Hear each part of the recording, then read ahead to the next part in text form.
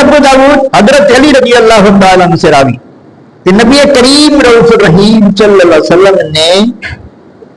فرمایا کہ جب جانور خریدنے لگو اس کی آنکھیں غور سے دیکھ لیا کرو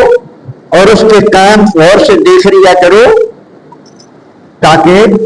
کوئی جانور داغی نہ ہو جس کی تم نے قربانی کی۔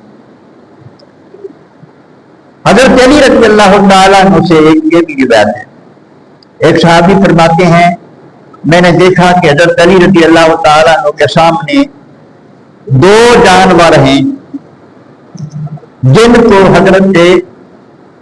علی رضی اللہ تعالیٰ قربانی کے دن ذبح فرما۔ پوچھا کہ آپ دو جانور کرتے ہیں؟ حضرت علی المرتضیٰ شیر خدا رضی اللہ تعالیٰ عنہ نے ارشاد فرمایا کہ نبی کریم علیہ الصلوۃ والسلام نے مجھے وصیت فرمائی تھی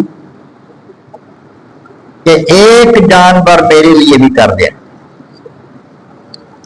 یعنی ایک جانور کا ثواب مجھے پہنچانا ہے، ایک جانور کا ثواب جو ہے وہ کیا کرنا ہے، مجھے پہنچانا۔ نبی کریم علیہ الصلوۃ والسلام نے خود بھی ثواب میں پوری امت کو شامل فرمایا ہے، گھر والوں کو شامل فرمایا ہے، تو اس کا مطلب یہ ہے کہ دوسروں کو ثواب پہنچانا یہ نبی کریم علیہ السلام کی سنت ہے۔